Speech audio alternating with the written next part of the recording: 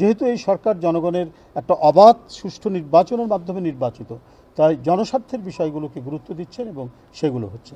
আমাদের নানাবিধ সফলতা রয়েছে, যে কমিটমেন্টগুলো ছিল নির্বাচনের প্রাক্কালে আমাদের দলের চেয়ারম্যান জনগণকে উদ্দেশ্য করে 31 দফার মধ্যে নির্বাচনী ইস্তেহারের মধ্যে যে কথাগুলি বলেছেন সেগুলো ক্রমাগতভাবে বাস্তবায়ন করা হচ্ছে এবং এটার জন্য তীব্র মনিটরিং করা হচ্ছে।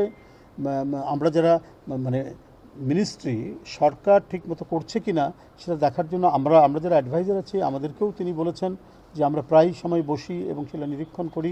ইতিমধ্যে আপনারা জানেন ফ্যামিলি কার্ড, কৃষি কার্ড মানে কৃষক কার্ড, তারপরে খালকাটা কর্মসূচি এগুলো হয়েছে এবং জনগণ যাতে স্বস্তি পায়। একটি নির্বাচিত সরকার, জনগণ যাকে ভোট দিয়েছে যে সরকারকে, তার তো জনকল্যাণে জনস্বার্থে অনেক পদক্ষেপ নিতে হবে। আপনারা দেখেছেন সেই ক্ষেত্রে যে ক্রমাগতভাবে অসংখ্য মানুষ হৃদরোগে আক্রান্ত হচ্ছেন এবং অনেকে মারাও যাচ্ছে।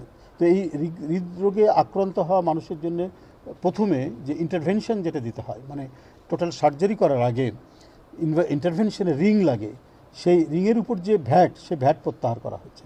অর্থাৎ যে রিংটি কিনতে ট্যাক্স এবং ভ্যাটও আছে, এগুলো হচ্ছে বাতিল করা হয়েছে।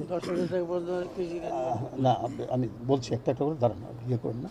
তো সেটা করা হয়েছে এবং তাতে যে ধরুন 2,20,000 টাকা বা 25 বা 2.5 লক্ষ টাকার মতো লাগতো, সেই জায়গায় এখন অনেক কমে যাবে।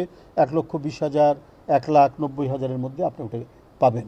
তারপরে আপনারা নিশ্চয়ই জানেন যে খুব দুরারোগ্য ব্যাধি, গরিব মানুষ যারা, হতদরিদ্র মানুষ যারা ওই ব্যাধির চিকিৎসা করতে পারতো না, যেমন ক্যান্সার রোগ, কিডনি রোগ, তারপরে থ্যালাসেমিয়া, তারপরে হৃদরোগ, এই হতদরিদ্র মানুষ আগে পেত হচ্ছে 50,000 টাকা, সেটা বৃদ্ধি করে করা হয়েছে 1 লাখ টাকা এবারের বাজেটে, এই সরকারই করেছে। তো সুতরাং জনস্বার্থে যে পদক্ষেপগুলো নেওয়া দরকার সেটা নেওয়া হয়েছে এবং উনি যে প্রতিশ্রুতি দিয়েছিলেন কৃষি ঋণ মওকুফ করার, যে সেই কৃষি ঋণ তিনি 10,000 টাকা পর্যন্ত তিনি এটা মওকুফ করেছেন। তো এগুলো প্রত্যেকটাই হচ্ছে জনস্বার্থে গুরুত্বপূর্ণ পদক্ষেপ।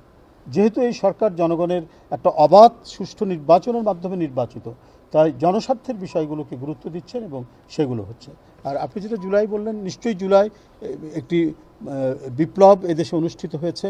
এটি গণতন্ত্রের জন্য, গণতন্ত্রকে শক্তিশালী করার জন্য, এবং যে লড়াইটি বিএনপির নেতৃত্বে 17 বছর বিভিন্ন রাজনৈতিক দল করছিল, সেটির একটি চূড়ান্ত বহিঃপ্রকাশ ঘটেছে। মানে ছাত্র নেতৃবৃন্দ, কিশোরী ছাত্ররা তারা রাস্তায় নেমে এসেছে, আত্মহুতি দিয়েছে, নিজের জীবন দিয়েছে, নিজের জীবন উৎসর্গ করে যে অবাধ সুষ্ঠু নির্বাচন, তত্ত্বাবধায়ক সরকার ব্যবস্থা পুনর্বহাল, সংবিধানে ইত্যাদি যে ইস্যু নিয়ে যে লড়াই করছিল রাজনৈতিক দল বিএনপির নেতৃত্বে, বিশেষ করে দেশনেত্রী বেগম খালেদা জিয়ার সেই অপরিসীম তার যে সাহসী নেতৃত্ব এবং ভয়াবহ নিপীড়ন নির্যাতন সহ্য করে অসুস্থ হওয়ার পরেও যিনি বিচ্যুত হননি তার আদর্শ থেকে, অর্থাৎ পূর্ণাঙ্গ গণতন্ত্র, সত্যিকারের গণতন্ত্র, প্রকৃত গণতন্ত্র প্রতিষ্ঠার জন্য তার লড়াই, সেই লড়াইটা বিজয়ী হয়েছে যখন সকল শিক্ষা প্রতিষ্ঠান থেকে ছাত্ররা নেমে এসে এই জুলাই মাসে, এবং তার সাথে রাজনৈতিক দল, ছাত্রদের বাবা মা সবাই মিলে যে অভূতপূর্ব যে গণবিপ্লব আমরা এখানে দেখেছি, সেটি নিঃসন্দেহে মানে একটি নজিরবিহীন ঘটনা এবং ইতিহাসের একটি উজ্জ্বল অধ্যায় হিসেবে থাকবে।